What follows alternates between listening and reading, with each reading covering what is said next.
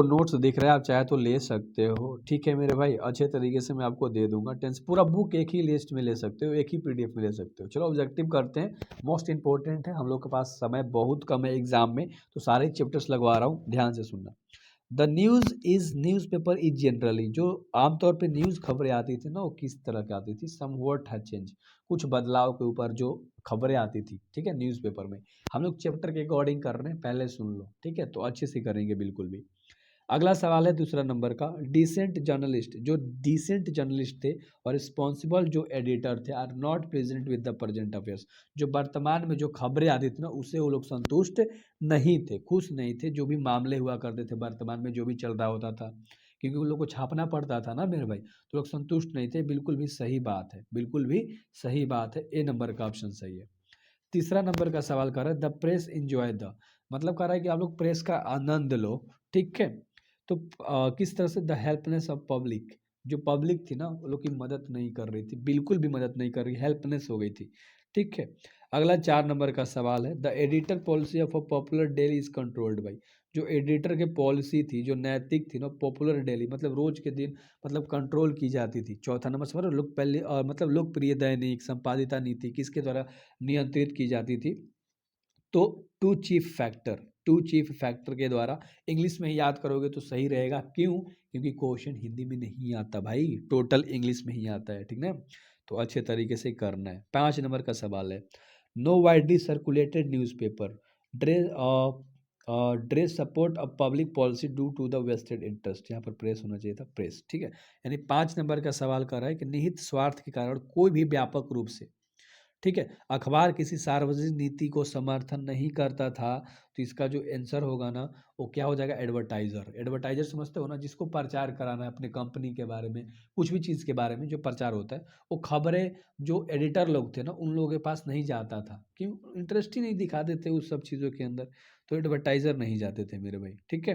अगला, a big circulation spelt ban corrupt the paper has to depend on, लोग कहते थे कि हम लोग जब तक इस पेपर पे ही आश्रित रहेंगे, डिपेंड रहेंगे, तो हम लोग बैन करप्ट हो जाएंगे, गरीब हो जाएंगे, हमारा दिवालिया हो जाएगा, ठीक है। खाली अगर हम लोग सेल पर रहेंगे तो 6 का ऑप्शन नंबर ए, यानी खाली हम लोग सेल पे रहेंगे कि पेपर कितना बिका, पेपर कितना नहीं बिका, इस तरह से तो हम लोग बैन करप्ट हो जाएंगे, दिवालियापन हो जाएगा भाई हम लोगों का। 7 नंबर का सवाल है, the policy of a newspaper is largely determined by, जो न्यूज़पेपर का पॉलिसी था ना, वो बड़े पैमाने पर क्या था मेरे भाई, द पेरियोरिटर्स, यानी मालिक के हाथ में था, समझ रहे हो।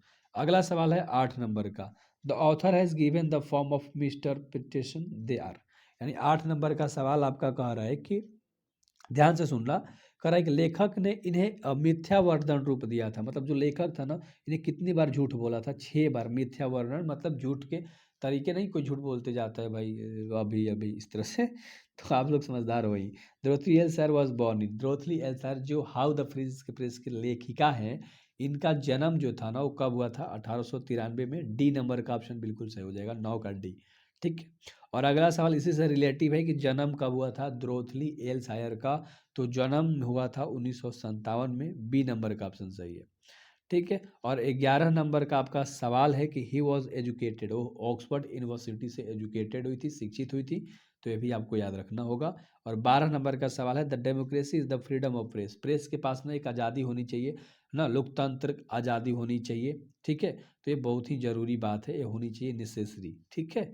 अगला सवाल है 13 नंबर का सवाल है, freedom of press is restricted during, यानी 13 नंबर का आपका सवाल कर रहा है कि प्रेस को स्वतंत्र किसके द्वारा प्रतिबंधित किया जाता था, ये जो स्वतंत्र रूप से मान लो है, तो उन्हें वार के द्वारा ना प्रतिबंधित कर दिया जाता है, जब युद्ध उद्ध होता है, लड़ाई उड़ाई होती है, तो बी नंबर का ऑप्शन बिल्कुल सही होगा, क्योंकि वो लोग और झगड़ा लगा देंगे भाई, समझते हो तुम सब। द स्टेट इज द, हमारा जो स्टेट है ना, वो क्या है, सर्वेंट ऑफ द पीपुल, लोगों का गुलाम है, ठीक है, तो बी नंबर का ऑप्शन बिल्कुल सही हो जाएगा।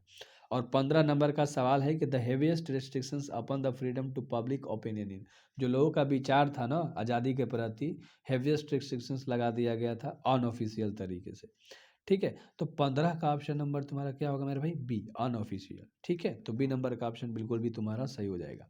अगला सवाल है 16 नंबर का, how free is the press is written by, ये जो आपका 8 नंबर का चैप्टर है, how free is the press, किसके द्वारा लिखा गया था, द्रोथली एल शायर के द्वारा, तो सी नंबर का ऑप्शन सही हो जाएगा। अगला 17 नंबर का सवाल है, द्रोथली एल शायर हैज रिटन द लेसन, देखो क्वेश्चन को घुमा के दे दिया, तो उन्होंने how free is the press को लिखा था द्रोती एल शायर ने। बहुत आसान सा सवाल था। अगला सवाल है censorship is impose during, censorship कब लगाया जाता है? तो देखो इमरजेंसी के द्वारा सेंसरशिप लगाया जाता है, समझ रहे हो ना, तो याद रख लेना क्वेश्चन अच्छे तरीके से, ठीक है। अगला सवाल है 19 नंबर का, अ केयरफुल इज इम्पोज ड्यूरिंग, यानी 19 नंबर का सवाल आपका कह रहा है केयरफुल इम्पोज्ड ड्यूरिंग। ध्यान से समझना मेरे भाई, क्वेश्चन अगर नहीं समझे तो मज़ा नहीं आएगा, ठीक है। मतलब किस चीज़ के दौरान सावधानियां बरतनी चाहिए हम लोगों को, तो देखो पॉलिटिशियन के द्वारा, ठीक है, सावधानियां बरतनी चाहिए, बहुत खतरनाक लोग होते हैं भाई, समझ रहे हो ना। अगला सवाल है is not to master but the servant of the peoples, कह रहे हैं कि 20 नंबर का सवाल आपका कह रहा है कि, ध्यान से सुनो, क्वेश्चन को ध्यान से रखा करो मेरे भाई, डिस्क्रिप्शन में लिंक होगा, ज्वाइन हो जाना, ठीक है। अगला सवाल 20 नंबर कर रहा है कि जनता का स्वामी नहीं बल्कि सेवक है, कौन? स्टेट। ऊपर ये क्वेश्चन हम लोगों ने करा था ना, बिल्कुल भी सही है। अगला सवाल है 21 नंबर का सवाल है a free and fair press to watch of a democracy, यानी 21 नंबर का सवाल आपका कह रहा है कि स्वतंत्र और निष्पक्ष जो प्रेस के लोग हैं ना, वो सच्ची घड़ी हैं, एक कुत्ते की तरह, मतलब जैसे कुत्ता एक सच्चा होता है ना, उसी तरह से वो न्यूज़पेपर वाले को होना चाहिए, ठीक है। अगला सवाल the first chief source of newspaper is revenue, जो पहला सोर्स होता है ना रेवेन्यू का न्यूज़पेपर का, वो एडवर्टाइजमेंट होता है, ठीक है, समझ रहे हो ना, एडवर्टाइजमेंट। जो मुख्य, मान लो ज़्यादा पैसा कमाना है तो प्रचार प्रचार तो करना पड़ेगा भाई, तभी तो कमाएगा ना, तो एडवर्टाइजमेंट का प्रचार होता है। और the press is under the ordinary condition is singularly free, यानी अगला 23 नंबर का सवाल कर रहा है कि प्रेस के समान स्थिति में पूरी तरह से स्वतंत्रता है, तो कौन स्वतंत्रता है? ब्रिटिश। 23 नंबर का ऑप्शन नंबर बी होगा, ब्रिटिश लोग, ठीक है, पूरी तरह से स्वतंत्र है। और 24 नंबर का सवाल रिलेटेड है the second source of income newspaper revenue, जो भी मतलब सेकेंड तरीके से जो भी रेवेन्यू आता है ना दूसरे तरीके से, the wealth of the honour, तो ऑनर के पास जाता है, मालिक मालिक के पास वो सारे पैसे जाते हैं, मालिक अमीर बनता है भाई। The can make the break reputation, जो तुम्हारी इज्जत है ना, ठीक है, उसको अब ब्रेक भी कर सकता है और मेक भी कर सकता है, बना भी सकता है और बिगाड़ भी सकता है, क्या? प्रेस। तुम्हें भी पता है भाई, प्रेस तुम्हारी इज्जत को बना सकता है, बिगाड़ भी सकता है। अगला सवाल the editorial policy of popular daily to control by the chief factor, तो ये तो भाई तुम्हारा 2 होगा, दो तरीके से कंट्रोल किए जाते हैं, तो ऑप्शन नंबर तुम्हारा डी सही हो जाएगा। आई होप कि आपको समझ में आ गया होगा बी नंबर। तो भाई सारे इंपॉर्टेंट क्वेश्चन कराऊंगा, बीबीआई कराऊंगा, इंग्लिश में हिंदी में सब चीज़ में करा रहा हूँ, फोड़ दोगे।